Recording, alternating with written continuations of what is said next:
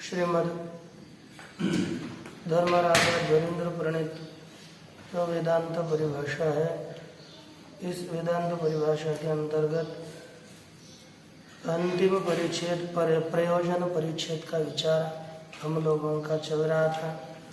इसका विचार करते समय आज श्रवणादियों में जो अधिकारी पुरुष है, वेदांत के श्रवण का जो अधिकारी है, जैसा बनने के पश्चात हमको वेदांत श्रवण करना चाहिए तब सफल होता है, ऐसे अधिकारी का निरूपण यहाँ पर किया जा रहा है।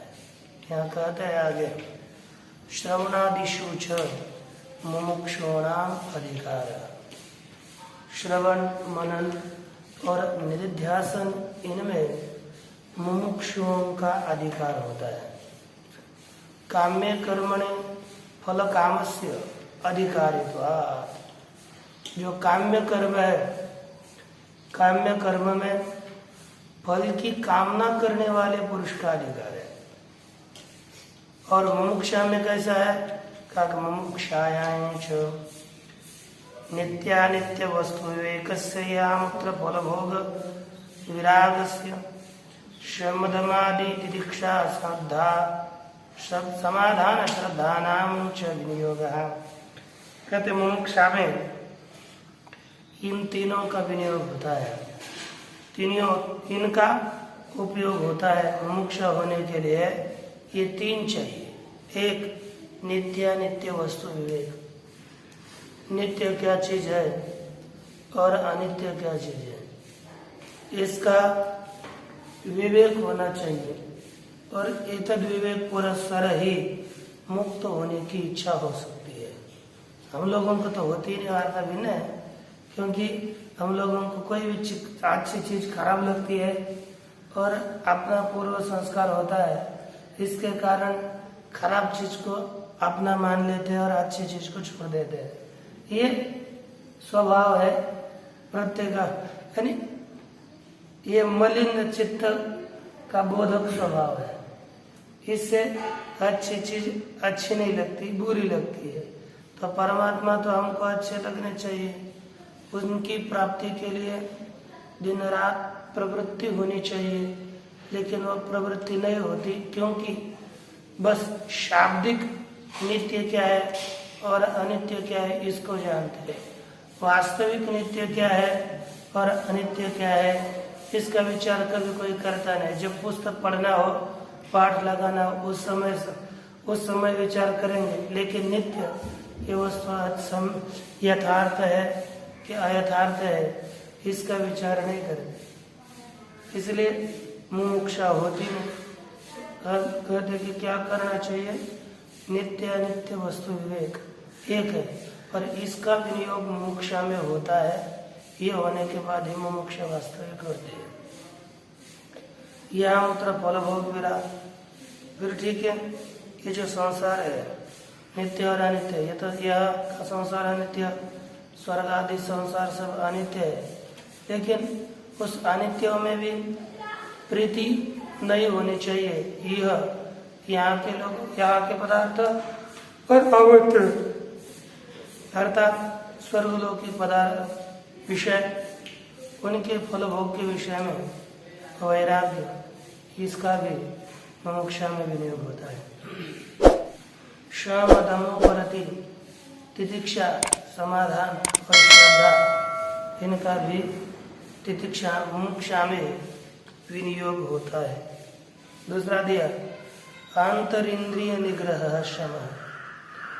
जो अंदर की इंद्रियां हैं, अर्थात जो अपने मन बुद्धि ये सब, यह मन का निग्रह केवल अंतर इंद्रिय अर्थात मनोनिग्रह, इसको शम करते हैं। पुनः दिया दम अर्थात बाहर इंद्रिय निग्रह, 10 इंद्रियों का निग्रह, उसका नाम दम का है। विक्षेपा भाव उपरति, बाह्य जितने भी विक्षेप है उस सभी प्रकार के विक्षेपों का अभाव होना, बिल्कुल विक्षेप प्राप्त न होना, इसी को उपरति कहते हैं। तितिक्षा शीतोष्णादि द्वंद्व सहनम, शीत उष्ण सुख दुख इत्यादि द्वंद्वों को सहन करना, यही तितिक्षा है। चित्त एकाग्र्यम समाधानम, चित्त की एकाग्रता समाधान है। गुरु वेदांत वाक्य विश्वास श्रद्धा, गुरु वाक्य में और वेदांत के वाक्य में विश्वास, उसका नाम है श्रद्धा। अन्य जगह पर दृढ़ पद दिया हुआ है, दृढ़ विश्वास, अर्थात थोड़ा बार किया हुआ विश्वास नहीं, क्योंकि अतिशय दृढ़ विश्वास का ही नाम श्रद्धा हुआ करता है। अत्रो परम शब्देन संन्यासो विधीयते, पहले जो बताया विक्षेपा भाव उपरति, ये उपरति क्या चीज है? यहाँ पर कोई लोग उपरति शब्द से संन्यास कहते हैं, तथा च सन्यासी नाम एवं श्रवणाधिकार है केचित। इसी तरह कोई लोग सन्यासियों का ही श्रवण में अधिकार है, सन्यास श्रवणम कुर्यात् इत्यादि वाक्यों का प्रतिपादन किया करते हैं। दूसरे लोग करते हैं अपरेतु उपरम शब्द से संन्यासवाचकत्वा भावा विक्षेपा भाव मात्रस्य गृहस्थेष्वपि संभवात् जनकादेरपि ब्रह्म विचारस्य श्रूयमाणत्वात् सर्वाश्रम साधारणम श्रवणादि विधानम इति आह। दूसरे लोग वाचस्पति मिश्र इत्यादि कहते हैं ये ऐसे आपने जो बताया वो ठीक नहीं, क्योंकि ऐसा थोड़ा ही है। क्योंकि आपने ये पहले भी हम गीता में सुने देखा ना विचार, श्रीमद सरस्वती महाराज जी संन्यास का विचार, सन्यासियों का अधिकार अर्थात ज्ञान का अधिकारी कौन है, इसका विचार उन्होंने वहाँ पर लिखा। ये वारणिक लेकर के उन्होंने बता दिया। लेकिन यहाँ पर जो वाचस्पति मिश्र कहते हैं, जनक कौन थे? क्षत्रिय थे और गृहस्थ थे, उनका भी ज्ञान में अधिकार हुआ है कि नहीं? हुआ।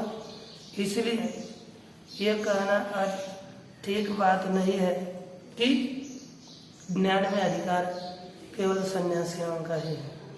जनकादि देखिए कह अपरेतु उपरम शब्द से संन्यासवाचकत्वा भावा, उपरम शब्द संन्यास का वाचक नहीं, उपरम अर्थात निवृत्त होना, ये बाह्य विक्षेप समाप्त हो जाना, ये संसार के उपरम से थोड़े ऊपर, अब ये उपरत हो गए, इनको कोई बाह्य विक्षेप नहीं रहा। ये विधिपूर्वक संन्यास ले लिया, इसी बात में सबको छोड़ करके चित्त करना, संसार में होते हुए भी ये उपरत हो गए, संसार से विरक्त हो गए, ये कहते हैं। इसलिए उपरम शब्द संन्यास का वाचक न होने से विक्षेपा भाव मात्र से गृहस्थेष्वपि संभवात्, केवल विक्षेपा भाव यह गृहस्थ में भी संभव होने से जनकादेरपि ब्रह्म विचार से श्रूयमाणत्वात्, जनक इत्यादि है उनमें भी ब्रह्म विचार सुना जाता है।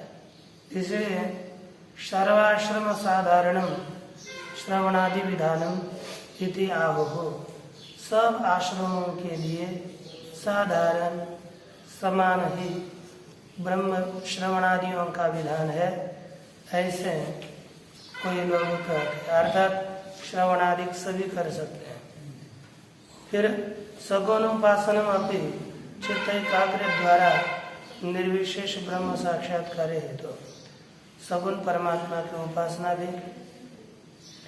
निर्विशेष जो ब्रह्म तत्व है उसके साक्षात्कार के द्वारा ब्रह्म विचार में हेतु है।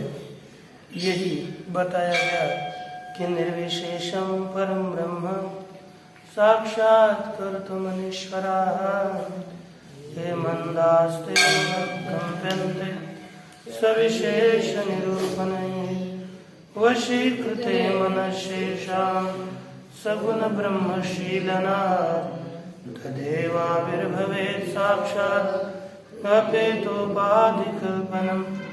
ये जो 2 श्लोक बताए गए इसमें कहा अनीश्वराः निर्विशेषम परम ब्रह्म साक्षात्कर्तुम अनीश्वराः ये मंदाः कहते हैं कि निर्विशेष पर ब्रह्म का साक्षात्कार करने के लिए जो असमर्थ अर्थ जो मंद लोग हैं अज्ञानी लोग हैं ते सविशेष निरूपण ही अनुकंपन्ते सविशेष अर्थात सगुण ब्रह्म के निरूपणों के द्वारा उनके ऊपर कृपा की जाती है। अब बाद में क्या होगा, सगुण ब्रह्म का प्रतिपादन करेंगे तो सगुण ब्रह्मशीलनाथ ऐसा मनसी वशीकृत है। सगुण ब्रह्म के चिंतन से सगुण ब्रह्म के ध्यान से चिंतन से भजन से इनका मन वशीभूत किए जाने पर तदेवाविर्भवेत् साक्षात अपित उपाधि कल्पनम अपित उपाधि कल्पनम यानी उपाधि रहित जहाँ पर उपाधियों का अत्यंत अभाव है ऐसे उपाधि रहित वही ब्रह्म आविर्भवेत् प्रकट हो जाता है। इसलिए ब्रह्म के साक्षात्कार के लिए सगुण ब्रह्म की उपासना करेंगे तो धीरे धीरे निर्गुण की प्राप्ति हो जाती है। सगुणोपासकानां च अर्चरादि मार्गेण ब्रह्मलोकगतानां तत्रैव श्रवणात् उत्पन्न तत्व साक्षात्काराणां ब्रह्मणा सह मोक्षः। सगुणोपासकानां जो सगुण परमात्मा तत्व की उपासना करने वाले ऐसे जो सगुणोपासक है प्रसाद दे देना सो रहे हो सगुणोपासकानां है ना सगुण तत्व की उपासना करने वाले जो सगुणोपासक है वे अर्चरादि मार्ग है ना ब्रह्मलोक गताना अर्चरादि मार्ग अर्थात देवयान मार्ग उस देवयान मार्ग के द्वारा ब्रह्मलोक को गए हुए ऐसे जो पुरुष है तत्रैव श्रवणात् उत्पन्न तत्व साक्षात्काराणाम वहां पर ही ब्रह्मलोक में ही श्रवण से जिनको तत्व साक्षात्कार हो चुका है ऐसे पुरुषों का ब्रह्मणा सह मोक्ष किसके साथ मोक्ष होगा, ब्रह्मदेव के साथ ही मोक्ष हो जाता है, मुक्ति हो जाती है। कर्मिणाम तो धूमादि मार्गेण पितृलोक गतानाम उपभोगेन कर्मक्षय सति पूर्वकृत सुकृत दुष्कृतानुसारेण ब्रह्मादि स्थावरांतेषु पुनरुत्पत्ति। लेकिन जो कर्मी है वे धूमादि मार्गेण अर्थात जो धूम्र मार्ग है उस मार्ग के द्वारा पितृलोक गतानाम उपभोगेन कर्मक्षय सति पितृलोक स्वर्गलोक वहां पर जहाँ गए हुए धूम्र मार्ग से कहा जाते हैं, गीता पढ़ी है, गीता में गए कितने 9वें अध्याय में बराबर कि नहीं, फिर पता नहीं है हमको, ये ठीक नहीं है, अभ्यास करना चाहिए। ये धूमादि मार्ग अर्थात धूम्र मार्ग के द्वारा पितृलोक गताना पितृलोक को गए हुए पुरुषों का है ना उपभोगे न कर्मक्षय सति उपभोग के द्वारा कर्म का क्षय होने पर पूर्व सुकृत दुष्कृतानुसार जो पूर्व जन्म का सुकृत हो पुण्य हो पाप हो उनके अनुसार ब्रह्मादि स्थावरांतेषु पुनरुत्पत्ति ही पुनः क्या होता है, उन लोगों की ब्रह्म से देव से लेकर स्थावर तक जैसा जिसका कर्म हो वहां पर स्वर्गलोक का उपभोग का जो कर्म था वो क्षीण होने के बाद ब्रह्मदेव से लेकर स्थावर तक जितने भी प्राणी हैं उनमें पुनः इनकी उत्पत्ति होती है। तथा श्रुति, उसी तरह श्रुति भी यहाँ पर बताई गई। रमणीय चरणा रमणीयाम योनिम आपद्यन्ते, कपूय चरणा कपूयाम योनिम आपद्यन्ते। रमणीय चरणा अर्थात जिनका आचरण बहुत अच्छा है, ऐसे पुरुष रमणीयाम योनिम आपद्यन्ते, अच्छी योनि को, रमणीय सुंदर शोभन योनियों को प्राप्त करते हैं। कपूय चरणा कपूयाम योनिम आपद्यन्ते। कपूय चरण अर्थात अपवित्र और निकृष्ट आचरण है जिनका, वे निकृष्ट योनियों को प्राप्त कर लेते हैं। इति प्रतिषिद्धानुष्ठायिनां तु रौरवादि नरक विशेषेषु तत्त तापोपचित तीव्र दुखम अनुभूय। प्रतिषिद्धानुष्ठायिनां, जो निषिद्ध का अनुष्ठान करने वाले, निषिद्ध कर्म का अनुष्ठान करने वाले अर्थात खराब कर्म करने वाले वे पुरुष रौरवादि नरक विशेषेषु, कौन से नरक? रौरव इत्यादि जो विशेष नरक है उन नरकों में तत्त तापोपचित तीव्र दुखम अनुभूय। अब जिसने जैसे पापोपचित, ठीक है, तत्त पापोपचित, वह जो पाप है जिसने इस मनुष्य में जिस जिस तरह का पाप किया हुआ है उस पाप से प्राप्त तीव्र दुख, उस तीव्र दुख का अनुभव करके शुकरादि तिर्यक योनिषु स्थावर आदिषु च, श्व होगा कुत्ता, शुकर, वराह इत्यादि तिर्यक योनियों में, स्थावर आदिषु च वृक्ष इत्यादि योनियों में उत्पत्ति ही, उसके उन लोगों की यहाँ पर उत्पत्ति होती है।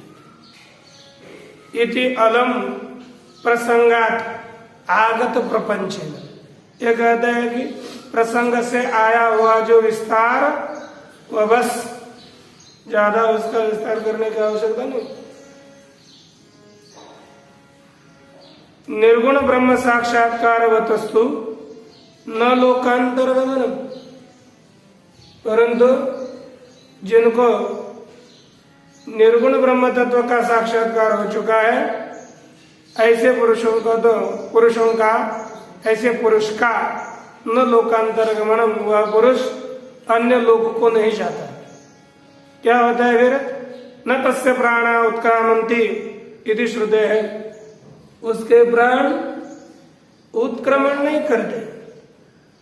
फिर यही वह समझनीयंत, उसके प्राण यहाँ पर ही ब्रह्म तत्व में लीन हो जाते हैं, वह अन्य लोकों को नहीं जाता। किंतु यावत प्रारब्ध कर्म क्षयम सुख दुखे अनुभूय पश्चात अपव्रजते, परंतु यावत प्रारब्ध कर्म क्षयम, जितना प्रारब्ध कर्म है, जब तक प्रारब्ध कर्म क्षीण नहीं होता तब तक, यावत प्रारब्ध कर्म क्षय अर्थात जब तक प्रारब्ध कर्म क्षीण नहीं होता तब तक, है ना, सुख दुखे अनुभूय पश्चात अपव्रजते, सुख और दुख का अनुभव करके उसके बाद वह मुक्त हो जाता है, उसमें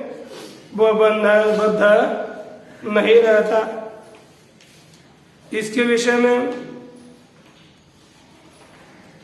एक शंका पूर्व पक्ष करता है, क्षीयते चास्य कर्माणि तस्मिन् दृष्टे परावरे इत्यादि श्रुत्या अतच ज्ञानाग्नि सर्वकर्माणि भस्मसात् कुरुते अर्जुन, ज्ञानाग्नि सर्वकर्माणि भस्मसात् कुरुते तथा इत्यादि श्रुत्या च ज्ञान से सकल कर्म क्षय हेतुत्व निश्चय सदी प्रारब्ध कर्मावस्थान अनुपन्न से ये सिद्धांत ने कहा कि प्रारब्ध कर्म बाकी रह जाता है।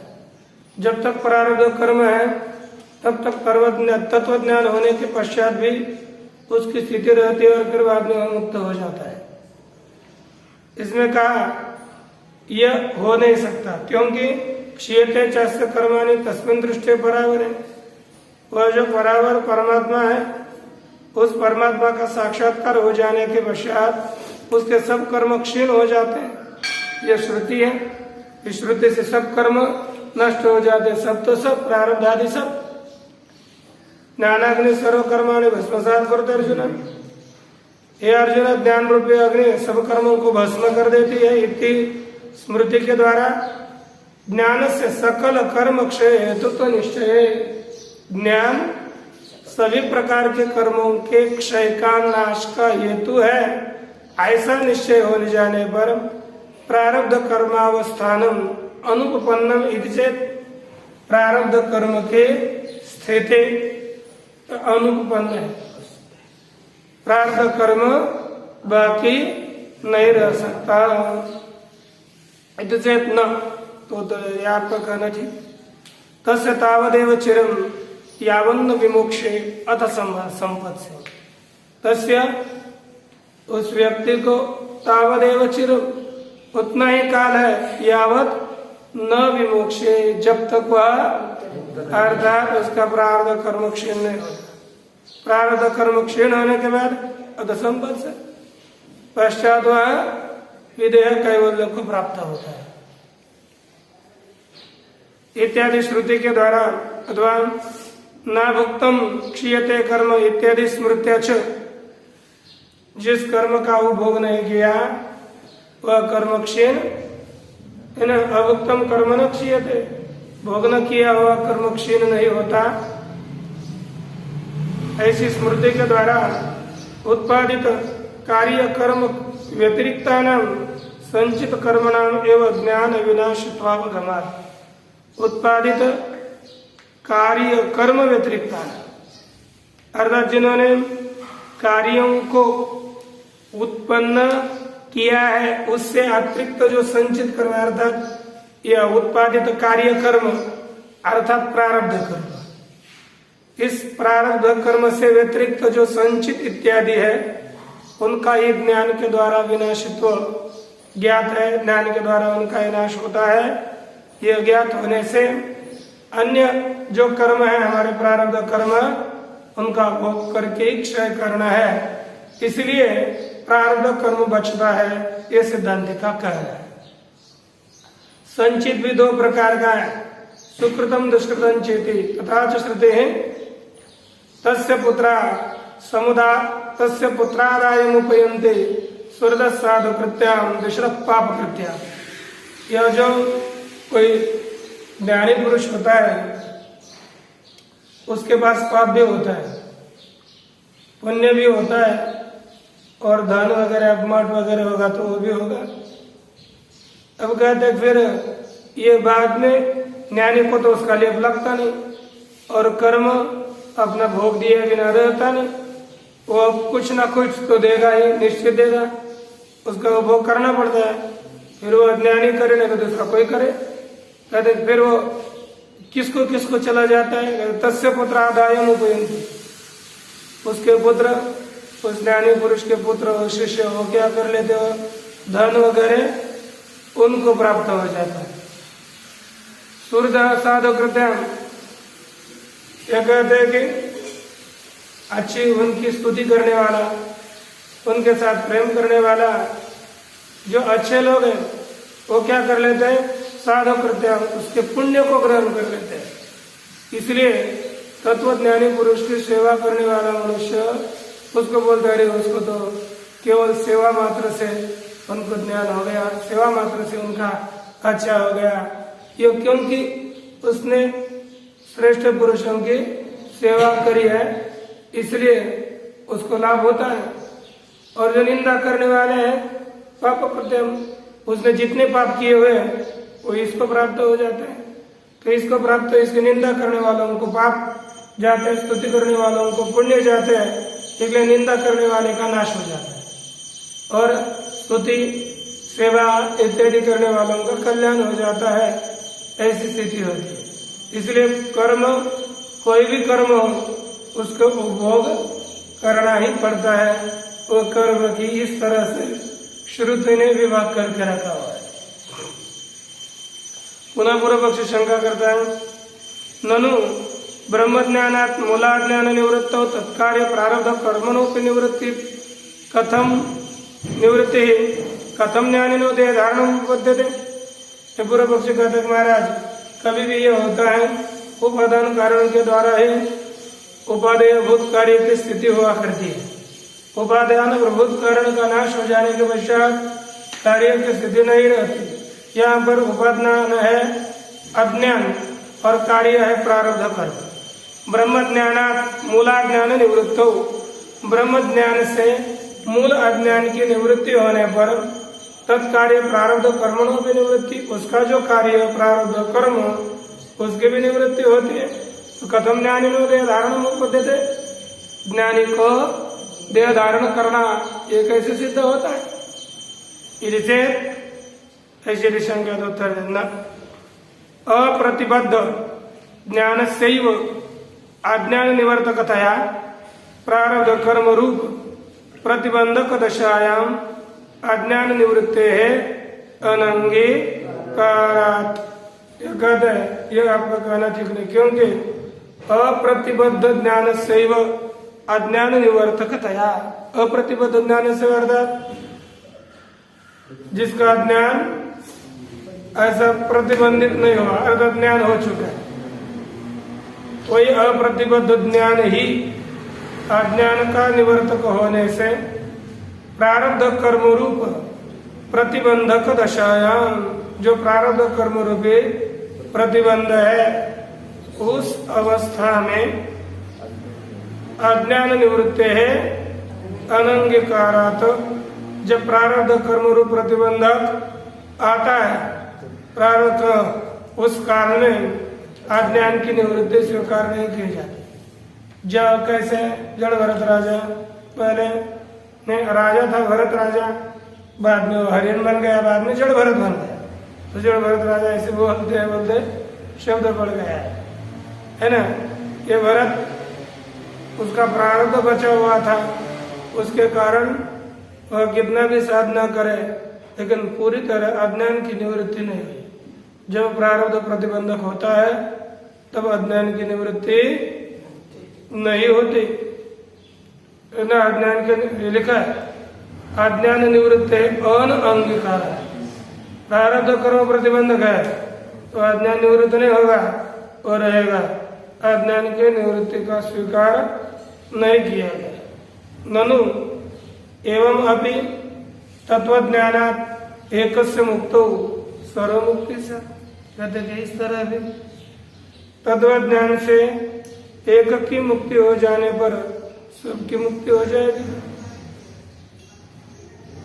अविद्याया एकत्वेन तन्निवृत्तो क्वचिदपि संसारायोगादिति से, और अविद्याया एकत्वेन, अविद्या एक होने से तन्निवृत्तो, तन्निवृत्त अर्थात अविद्या की निवृत्ति हो जाने पर क्वचिदपि संसारायोगादिति से, फिर तो कहीं पर भी संसार की निवृत्ति नहीं होगी।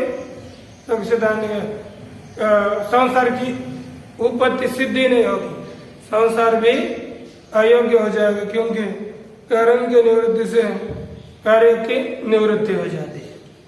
उधर न इष्टापत्ति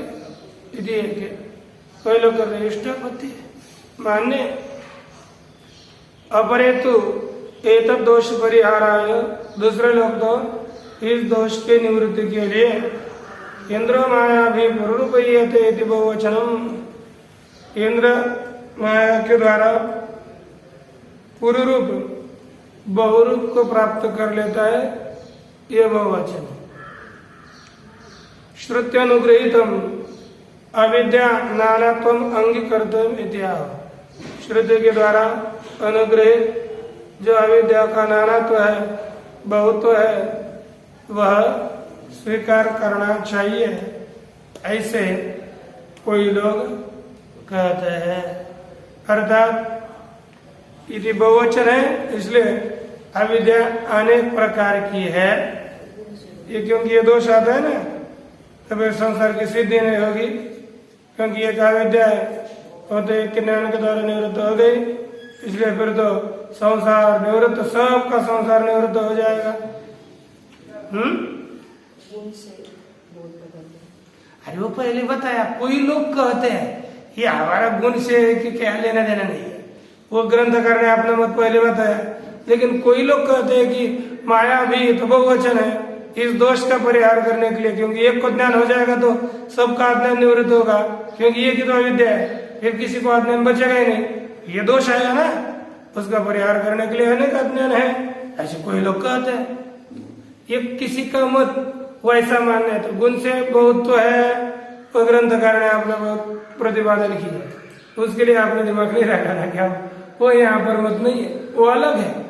एक मत बताया, ये दूसरों का मत बता रहा है, दूसरों के मत में हम खिचड़ी नहीं कर सकते ना, उसका जैसा है वैसे ही मत है।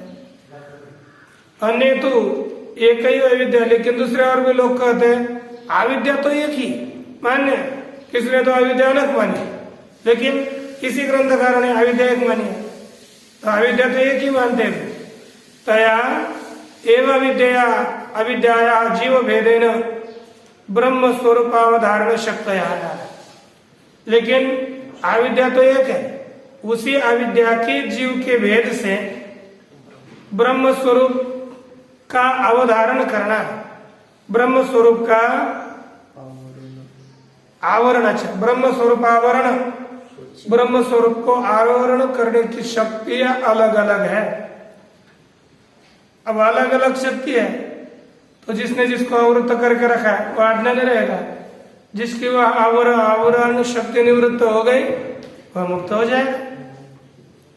तथा जैसे ब्रह्म ज्ञानम तस्य ब्रह्म रूपावरण शक्ति विनिष्ठा अविद्या नाश, कहते जिसको ब्रह्म ज्ञान हुआ उसके ब्रह्म स्वरूप आवरण शक्ति विनिष्ठा विद्या नाश, ब्रह्म स्वरूप को आवरण करने वाली जो शक्ति विशिष्ट है, शक्ति बहुत गड़बड़ बोला, ब्रह्म स्वरूप को आवृत्त करने वाली जो शक्ति विशिष्ट अविद्या, उसका नाश हो जाता है। आवरण शक्ति विशिष्ट अविद्या का नाश होना ही मुक्ति मानते हैं कोई, न तो अन्य प्रति।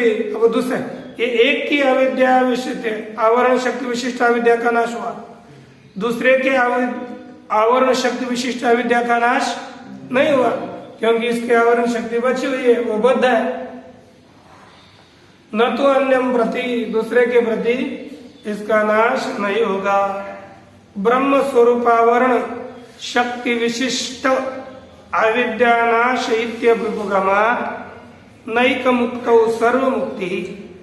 देखिए, ब्रह्म स्वरूप आवरण शक्ति विशिष्ट अविद्या नाश इति अभिपगमात्, लेकिन दूसरे के प्रति इसका नाश नहीं होगा, क्योंकि ब्रह्म स्वरूप के आवरण शक्ति, उस आवरण शक्ति से विशिष्ट अविद्या का नाश स्वीकार किए जाने से नैक मुक्त सर्व मुक्ति ही, उसकी ही मुक्ति होती है, आवरण शक्ति विशिष्ट अविद्या का नाश। अविद्या रह भी गई पर आवरण शक्ति का नाश हो चुका है ना, तो विशिष्ट का नाश हो गया, विशिष्ट का नाश हो गया। तो जिसके विशिष्ट अविद्या का नाश होता है वही मुक्त होता है, और आवरण शक्ति विशिष्ट अविद्या का जहाँ पर नाश नहीं होता वह मुक्त नहीं होता। अतएव यावद अधिकारम अवस्थिति ही अधिकारिणा, इसलिए कहा ज्ञान होने के बाद भी, जैसे वशिष्ठ सप्तऋषि बड़े बड़े संत है ना, जो संतों का अवतार होता है वह बार प्रत्येक युग में भगवान के साथ होता है। अब ये ज्ञान हो गया तो फिर कैसे जन्म हो गए? ज्ञान होने के बाद उनकी उत्पत्ति होती नहीं है, क्योंकि अविद्या रहती नहीं है, अविद्या का आश्रय करके आना पड़ता है। लेकिन संत तो आते हैं, अर्थात वे आधिकारी पुरुष है। आधिकारी पुरुष की अविद्या तो ठीक है रही है, लेकिन आवरण शक्ति का नाश हो चुका है, इसलिए वे अवतार ले सकते हैं। अधिकारी पुरुषों की यावत अधिकारम, जब तक अविद्या का अधिकार है तब तक इस संसार में स्थिति रहती है। अरे इति अस्मिन् अधिकरणे अधिकारी पुरुषाणाम् उत्पन्न तत्वज्ञानाम् इंद्रादीनाम् देहधारणानुपत्तिम् आशंक्य अधिकारापाद प्रारब्ध कर्म समाप्त्यनन्तरम् अधिकारापादक प्रारब्ध कर्म समाप्त्यनन्तरम् विधेय कैवल्यम इति सिद्धांतितम्। वहाँ पर ब्रह्मसूत्र में यावद अधिकारम अवस्थित अधिकारणम, इस अधिकरण में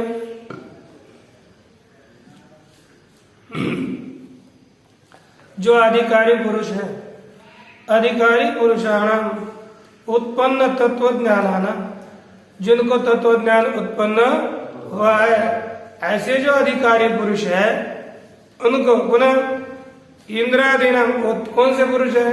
क्योंकि छांदोग्य उपनिषद की कथा को लेकर के यहाँ पर विचार किया, तो इंद्रादि जो जिनको तत्व ज्ञान हो चुका है, ऐसे पुरुषों को देह धारण अनुभूति, क्योंकि उनको ज्ञान हो चुका है तो वे कभी भी देह को धारण नहीं करेंगे। देह धारण करना असिद्ध है, ऐसे अनुपत्ति असिद्धि की शंका करके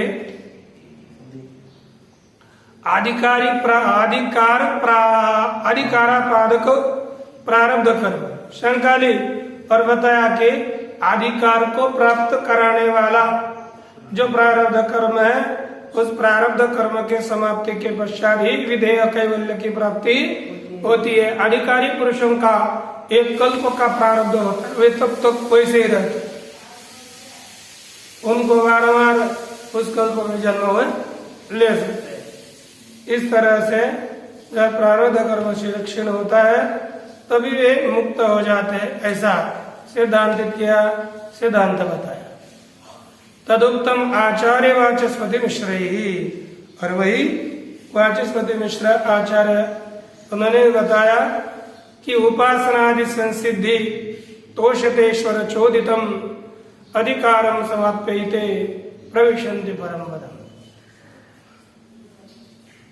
उपासनादि संसिद्धि तोषित ईश्वर चोदितम अधिकारम, ये जो बड़े अधिकारी पुरुष होते हैं ना, तो उपासना के द्वारा संसिद्धि, उपासना के द्वारा जिसकी सिद्धि हो चुकी है, उस सिद्धि के द्वारा तोषित संतुष्ट किया हुआ जो ईश्वर, उस ईश्वर के द्वारा प्रेरित जो अधिकार था, आपको यहाँ तक जन्म लेना है, तो ईश्वर के द्वारा उपासना के द्वारा सिद्धि होना, उस सिद्धि के द्वारा प्रसन्न भगवान परमात्मा, उस भगवान परमात्मा की प्रसन्नता से प्रेरित जो सिद्धि अधिकार है, उस अधिकार को समाप्त करके ही एते परम पदम प्रविशन्ति, एते अर्थात यह पुरुष, अधिकारी पुरुष परम पद को प्राप्त होते हैं, विधेय कैवल्य को प्राप्त होते हैं। एतच्चैक मुक्तो सर्व मुक्ति रीति पक्षे नोपपद्यते, लेकिन यह एक मुक्त, एक की मुक्ति होने पर सभी मुक्त हो जाते हैं, इस पक्ष में यह सिद्ध नहीं होता। अर्थात यह इस पक्ष में कोई सिद्ध नहीं होता। एक की मुक्ति होने पर सबकी मुक्ति होने की अपेक्षा भी नहीं आती, आपत्ति नहीं आती। तस्मात् एका विद्या पक्षे भी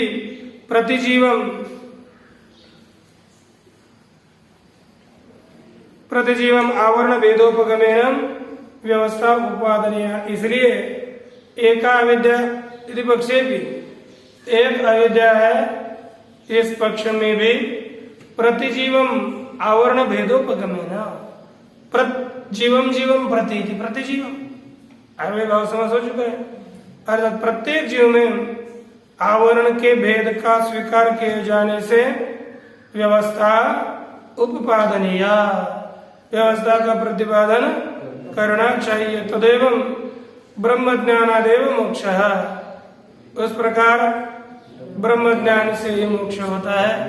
सच अनर्थ निवृत्ति, और यह मोक्ष क्या चीज है? अनर्थ की निवृत्ति। निरतिशय ब्रह्मानंदावाप्तिश्चेति, और निरतिशय ब्रह्म के आनंद की प्राप्ति इति सिद्धम प्रयोजनम। इस तरह से यह प्रयोजन निरतिशय यानी अनर्थ निवृत्ति पूर्वक ब्रह्मानंद की प्राप्ति, यही मोक्ष है। इस तरह से, और यह मोक्ष कैसे प्राप्त होता है इसका भी प्रतिपादन किया गया। इति श्री धर्मराज दीक्षित विरचितायाम वेदांत परिभाषायाम अष्टम परिच्छेद समाप्त। यह 8वां परिच्छेद समाप्त हुआ। इस तरह से इस वेदांत परिभाषा का हम लोग विचार कर चुके। तत्पश्चात अब कल से नहीं, परस्पर से, परसों से, है ना, परस्पर हम वेदांत